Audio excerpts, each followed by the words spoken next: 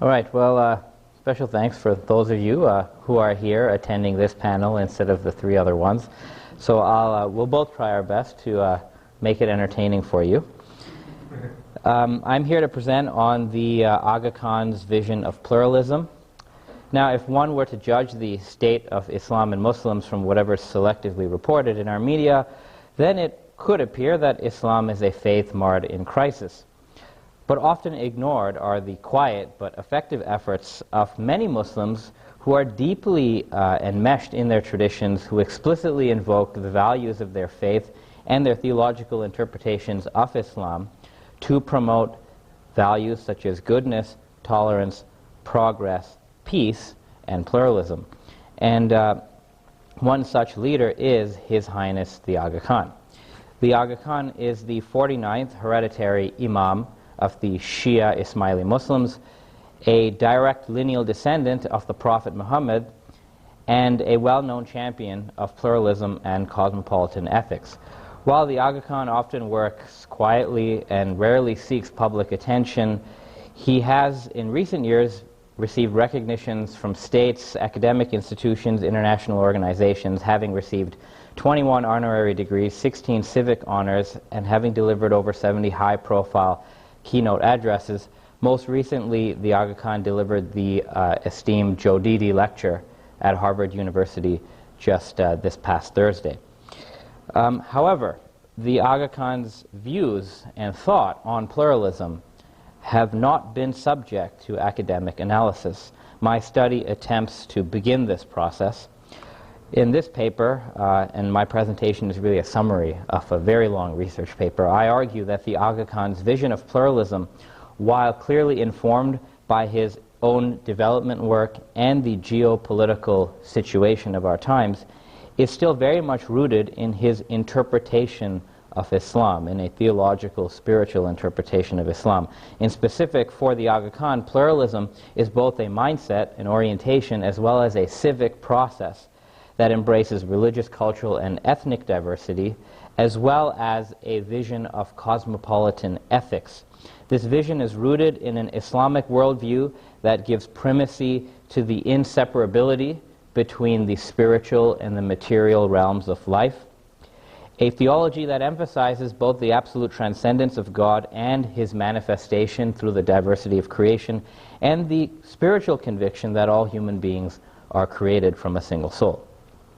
To begin very quickly, just to situate who the Aga Khan is and who are the Ismaili Muslims, the community that he leads.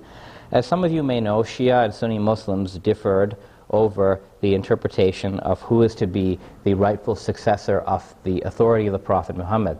Shia Muslims believe that the Prophet designated his own cousin and son-in-law, Ali, as the successor to his knowledge and religious authority, and that thereafter that authority, that office of leadership, called the Imamat, continues in a designated line of descendants from Ali, the first Imam.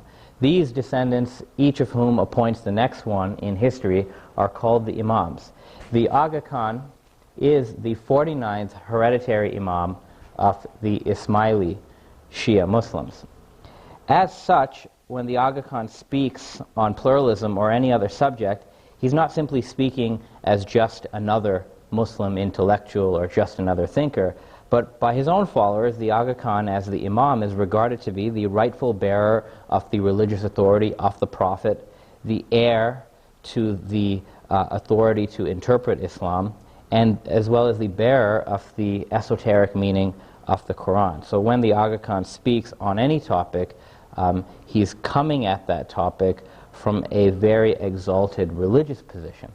And that's something to keep in mind. And as I said, the Jodidi Lecture, which occurred this week at Harvard, was just delivered by the Aga Khan. So, to begin, I want to briefly look at one of the overarching principles that underlines the Aga Khan's entire method of operation. The Aga Khan, although the spiritual leader of the Ismailis, is very much involved in the world. He is the chairman of the Aga Khan Development Network, which is a vast network of development agencies operating primarily in Asia, Africa, and the Middle East, and aiming to raise the quality of life across a variety of different sectors. It's not just poverty alleviation, but things like microfinance, or such media such as the Nation Media Group in Africa. Even the Aga Khan Trust for Culture is involved in cultural restoration. So it's not a rare sight to see the Aga Khan sometimes in the same day meeting with world leaders, meeting with local community leaders over a specific project, as well as meeting with his own disciples or followers and giving them spiritual guidance. To put it one way, he's a person who wears many hats at the same time. And this has often confounded Western observers. And the Aga Khan has often reminded people in his public interviews that for the Ismaili Imam, the essential role of leadership is not limited to just spiritual guidance, but it's a leadership role that includes, as part of its mandate, the obligation to improve the quality of life for not just his own community, but everyone among whom they live. So, as the Imam says in his own words, this is an institution whose twofold mission is to guarantee quality of life and interpret the faith. Now, we can probe this a little further. That notion of leadership, which we find across the Muslim world, but particularly in the Aga Khan, it's anchored in a key principle, that principle being the inseparability of faith and world, or the spiritual and the material. And this actually, on the surface, is somewhat contrary to the secular notion of the absolute separation of religion and the world. And in a 2008 interview, the Aga Khan himself said, one cannot separate faith from the world. This is one of the greatest difficulties that the non-Muslim world has, because the Judeo-Christian societies develop with that notion of separation. He goes on to say, I'm saying that secular society, by the very nature of secularity and the demands of time, provokes in people the need to first place the world and faith after. This is not part of Islam. Now, this notion of the secular, as many of you know, is something that many authors debate and discuss, and there are many, many definitions of the secular. I've just shown a few here on the slide. So secular is a contested category, just as the notion of religion is a contested category. But when we are trying to understand where the Aga Khan is coming from, when he says that spiritual life and worldly life, or faith in the world, cannot be separated, he's not speaking at the political level. He's speaking at the level of personal ethics. So in his understanding, it's not like you operate in a certain sphere, whether it's media or education, and you sort of give up all the values and ethics of your faith and your worldview, whatever that worldview is.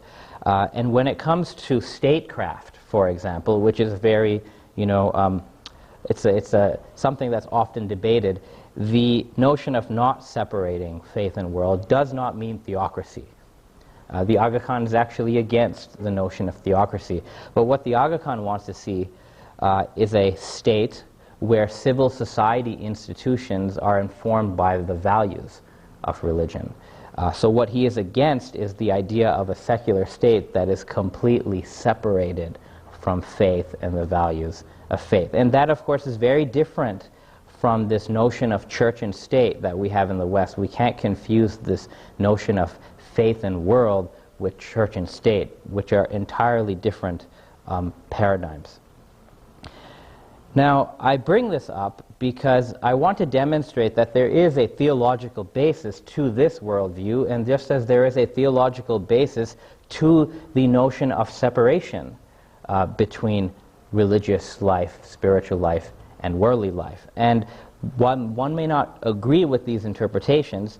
Harvey Cox and Peter Berger, in their early works, have noted that the roots of secularization, the roots of separation of faith and everyday life, can be found, although as a Christian one does not need to agree with them, but they can be found in the certain interpretations of the biblical creation narratives that you find in the book of Genesis. And both authors in two different works emphasize that the Genesis narrative, if interpreted a certain way, sort of contains the roots of this notion of the separation of God from the world. I'm simply pointing this out because in the works of the current Aga Khan, as well as his grandfather, who was the Ismaili Imam before him, you find a theological vision that's explicitly differentiated from the biblical creation narrative. And the prior Aga Khan, so the grandfather of the current Ismaili Imam, has referred to the principle of Islamic theology that he espouses as monorealism, as opposed to biblical monotheism. And according to this vision, God is the ultimate reality or matrix that actually envelops the entire cosmos, as opposed to the cosmos and God being two wholly separate entities.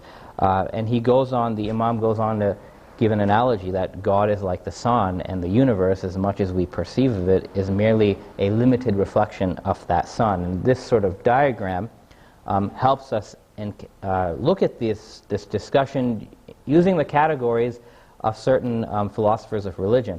So the vision that the Aga Khans espouse theologically, what they call monorealism, corresponds to what Brian Davies, a philosopher of religion, calls classical theism.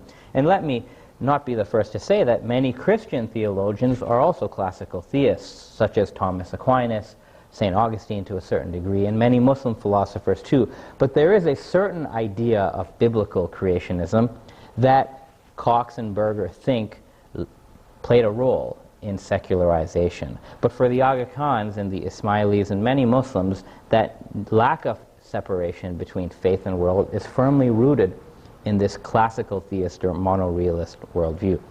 I'll now move on to pluralism. Pluralism then, the Aga Khan's ideas of pluralism will very much be rooted, as you'll see, based on this inseparability of faith and world in his interpretation of faith. Nevertheless, just as some thinkers have noted this issue of, in public discourse, should a certain idea only be crafted in theological language? And what you'll find is that the Aga Khan's justification for pluralism will have two aspects. There'll be a justification, an argument based on the state of the world, based on culture or politics, and there will also be a theological argument. So, firstly, what is pluralism? This is probably the best definition of pluralism that you find in the Aga Khan's speeches. And as I go through this, although I'm giving an interpretation of the Aga Khan's views, I am simultaneously reconstructing his ideas from many, many speeches that he's given systematically. So just bear that in mind. There are other ways to sort of cut the cake, as it were. So for the Aga Khan, pluralism means not just accepting but embracing human difference. It sees the world's variety as a blessing rather than a burden. It does not mean homogenization. So it does not mean upholding one principle of human commonality and zeroing out everything else. It actually is difference affirming, his vision of pluralism. So as he says, it respects the role of individual identity. It affirms individual identity, and it simply means reconciling what is unique in our individual traditions with a profound sense of what connects us all. Now, what's important is how the Aga Khan's vision here is informed. First, it's informed by the efforts of the AKDN. The Aga Khan stresses that you cannot eradicate poverty without having pluralism, that the two are absolutely intertwined. And at a practical level, you can see how if you go into a society with economic instability and you want to empower people to lift themselves out of that state, groups of different languages, religions, ethnicities are going to have to work together without zeroing out their disagreements. So that's one perspective. The second perspective, which is a very interesting perspective that the Aga Khan brings to this issue, is that he sees pluralism as the only viable antidote to the two forces of globalization, which risks homogenizing various human cultures across the world, and the counter to globalization, which is tribalism, where individuals, societies, ethnic groups, religious groups feeling under threat try to normatize everything around them by defining their own culture or worldview by what they're against. And pluralism for the Aga Khan is the only sort of remedy to counteract those situations. Now, at the same time, there is a theological argument made for pluralism, and I'll go through it very briefly. So I've found three theological bases for this notion of pluralism from an Islamic perspective.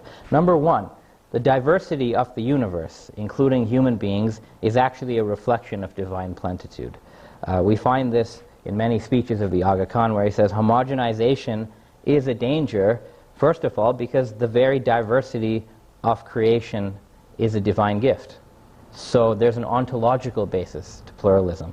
Secondly, human beings can attain self-knowledge and spiritual growth through learning about diversity. In the Islamic tradition, as you have in many other traditions, there's this famous saying, "He who knows himself knows his Lord." This goes back to the Prophet Muhammad, and you find it even in the Greek traditions.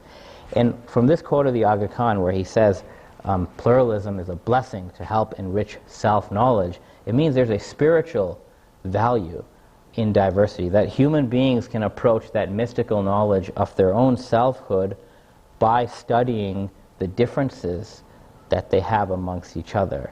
So that's a very deep Gnostic notion behind pluralism. And a third reason, of course, is to give absolute value to one's opinions, ideas, and worldviews is actually a way of playing God. Because in this theology, God alone is the absolute. God alone is the ultimate reality, or the mono-reality, and all other realities are relative realities. So therefore, the proper response to what I earlier referred to as the all-enveloping divine presence can only be humility and a sense of one's creaturehood, and pluralism grows out of that. I won't go through this too much, but I just want to point out, and we can talk about this in the Q&A if you want, in Ismaili Islam, there is a very long history of a theology that affirms pluralism. This is all from the past, but I'll return to this slide. I'm simply pointing out the Qur'an itself never defines salvation in terms of one religious group being saved and everyone else being condemned. That message is actually condemned in the Qur'an, and the Qur'an's message itself is pluralistic. But we'll come back to this. Moving forward, Courtney Bender and Pamela Klassen mention in their book, After Pluralism, they ask their readers to consider, quote, what comes after pluralism in both temporal and theoretical terms. They ask, what does pluralism look like in practice as a set of tools and projects and political claims? The Aga Khan seems to be aware of this too, because it's one thing to simply champion pluralism, but then, okay, what does that mean on the ground? So in the Aga Khan's vision, there is something known as cosmopolitan ethics, which in philosophical language is a necessary concomitant of pluralism. What is cosmopolitan ethics? Well, firstly, the goal of a cosmopolitan ethic is to balance the universal and the particular in human society. That's what it's for. The central principle of that ethic is quality of life. And in this quote, the Aga Khan says that he has serious doubts about interfaith ecumenical discourse, but he does believe that different religions and non-believers can achieve a consensus on cosmopolitan ethics. Now, what does this ethical system consist of? Firstly, it would consist of certain values that are universal. Some of these values are named here in this speech: passion for justice, equality, human dignity, tolerance, what classical philosophers call human virtue. So there's a virtue ethics component to this vision. And once again, a cosmopolitan ethic cannot simply just be about the freedom to do whatever you want. It has to balance freedom and responsibility. So the third component to cosmopolitan ethics, I've mentioned universal values. At the same time, a cosmopolitan ethics that's only universal turns to become hegemonic, because it imposes the same set of values upon everybody. What the Aga Khan wants is that in addition to the universal values of cosmopolitan ethics, that ethical system, being pluralistic itself, must allow different societies to practice and assess their own quality of life in their own terms. And quality of life, according to the Imamat, does not just mean material well-being, but it refers to the entire social ethical context in which people live.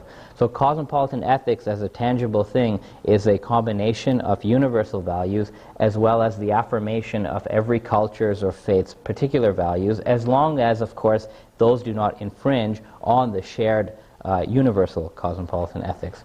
And finally then, just like pluralism, the Aga Khan has rooted cosmopolitan ethics in a spiritual conviction. One of those roots is the idea of humility before the divine. One, of course, can practice pluralism at the civic level, which the Aga Khan himself encourages. He thinks pluralism should be manifested in governance, in government institutions. It should be manifested in educational institutions.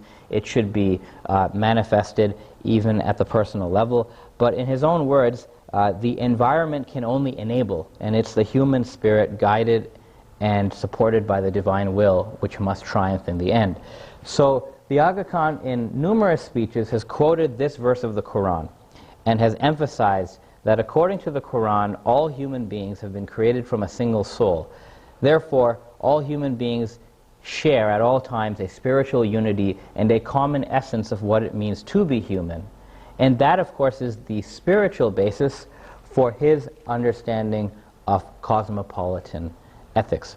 So to conclude then, I've talked about the Aga Khan's vision of pluralism, how pluralism is much more than tolerance. It's not just tolerating difference, but it is actively engaging with difference, learning from it. This vision of pluralism is very much rooted in a theology of monorealism, in a personal attitude of humility before the divine, and it is always accompanied, or must be accompanied, by a cosmopolitan ethic rooted in the notion of human beings coming from a single soul. And I'll just leave you with this quote from the Aga Khan, which summarizes this presentation.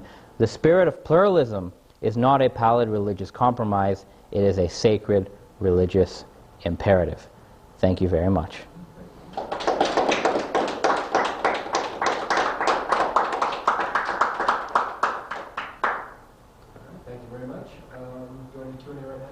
Sure, we can do it now. All right, questions for Khalil?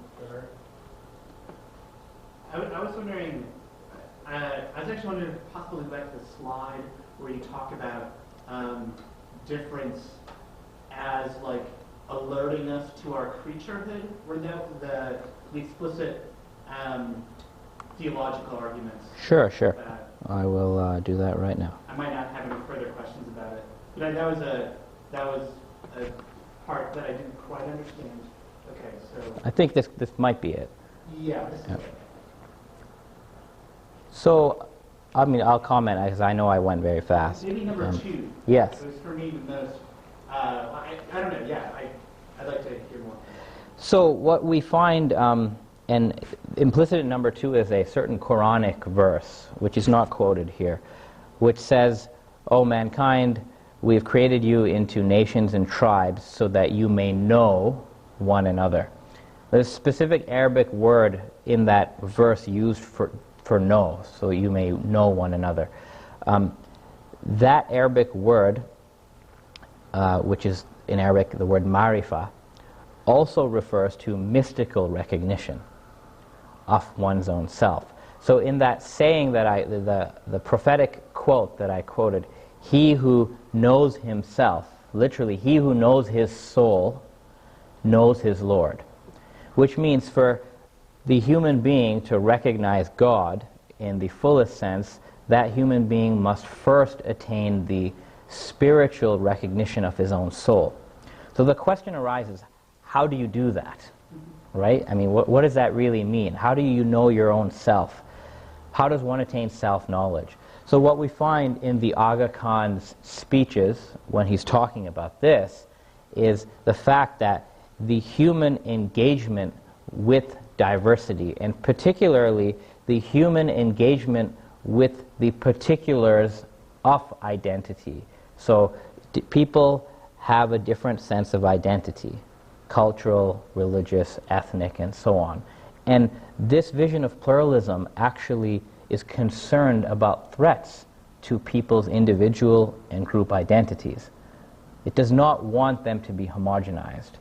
Why? Well, in the deeper sense, apart from the social incohesion that would occur if that did happen, but in the deeper sense, what this is saying is when a human being learns about others who share differences with him or her, the act of learning is an act of enlargement of the self. The Aga Khan, in another speech, not quoted here, he has used the word stretching of the self. So the human self at a spiritual level engages diversity, it learns about it, it learns about the similarities and the differences between his or her identity and the other. And in doing that, in that learning process, the self stretches, it expands. Now, what does that mean? Well, when the self expands, self-knowledge expands. When self-knowledge expands at a mystical level, one actually comes closer to recognizing the divine. Ultimately going back to the fact that different facets of the divine are manifested in the differences and diversity of creation. Yeah, I agree that I sort of went through it quick. So all of these there's a lot going on for sure. Yeah. You could do a talk about any one of these claims. So. You're right. Well, thank you for the question. It's a very good question. Yeah. Not more of a question, but more of a thank you and a comment, and if you have a response. I'm really impressed by the sort of theological robustness that's not sort of shying away, that you have to come at pluralism internally from whatever theological background that you're from and make that robust enough to then move out to embrace sort of other religious traditions.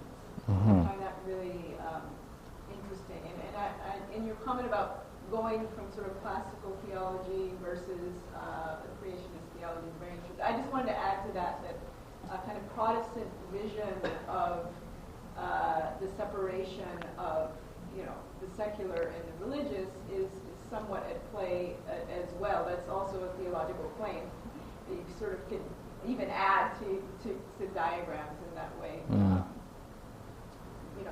Going right back to Luther, right? The king is in charge of politics and the clergy is in charge of the religious realm. So that's also a theological vision. But thank you for this presentation. I think you're quite right, and many thinkers, sociologists have commented on the role that Protestant theology played in this. One thing I'll come because I sort of ran away from this slide, but this slide here. The point here is that, look, if you go back to the early community of the Prophet Muhammad, what we are surprised to find from a historical perspective, of course, is that his community, the word Muslim as it is used today, was not operative in that same sense. His community was simply called the believers, and Jews and Christians were part of that community. And they were actually allowed to practice their own traditions while being a full member of the Prophet Muhammad's community. And the notion of Muslim with a capital M is a later construct. It's constructed and defined to mean the one who believes in the Prophet Muhammad specifically about 100 years after.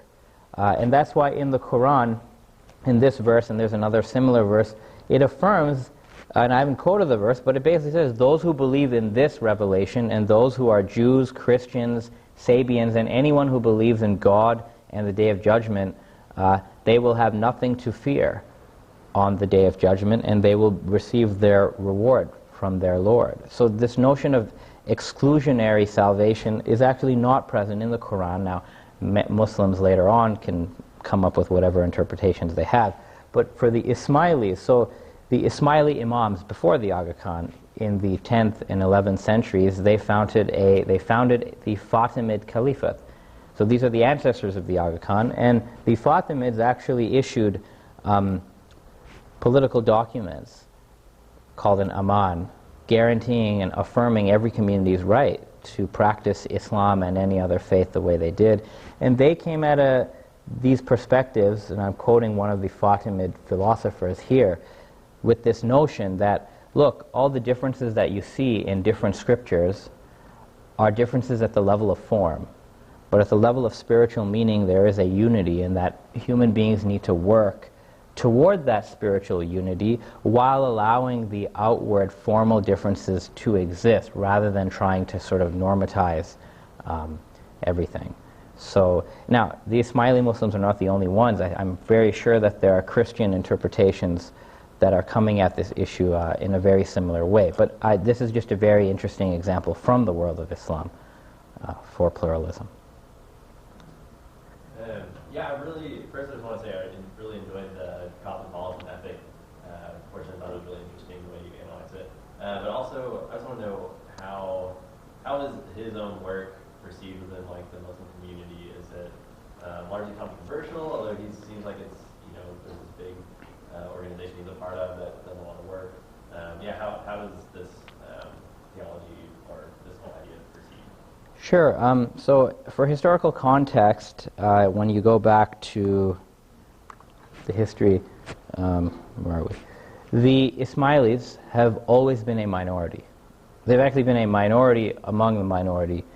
And for most of their history, the Aga Khan's ancestors and the Ismailis have been persecuted by certain political establishments in the Muslim world. It's only within the last 150 years or so that the family of the Ismaili Imams, when they were given this title Aga Khan, so there's been 4 Imams with the title Aga Khan, and the family came into some prominence in the world. So that prominence has enabled the later Ismaili Imams to take on a global agenda in which they've been doing this work. So for some back history, the grandfather of the current Aga Khan was the Imam before him, and he was the president of the League of Nations in 1937. And for example, if you look at that period, he went through great efforts to stop World War II from happening, but it happened anyway. So this family, this Aga Khan's uncle was the UN High Commissioner for Refugees for for many, many years. So they've been pushing this agenda of pluralism, diversity, women's education in many parts. The persecution, for the most part, has ended, although there continue to be vulnerable communities as we speak today. And most of the work happens in the Muslim world. So I would, based on what we can see, many Muslims, because many non-Ismailis benefit from their development work, and people are very thankful for that. At the same time, the Ismailis continue to be a minority, and there's been no effort through the AKDN work to proselytize at all. That's not what it's about. So if you think about it, it makes sense that minority communities would be very much concerned about affirming pluralism, right? Because the very existence of any minority community hinges on whether the rest of society is pluralistic or not. So, yeah. Thank you very much. All right, thank you.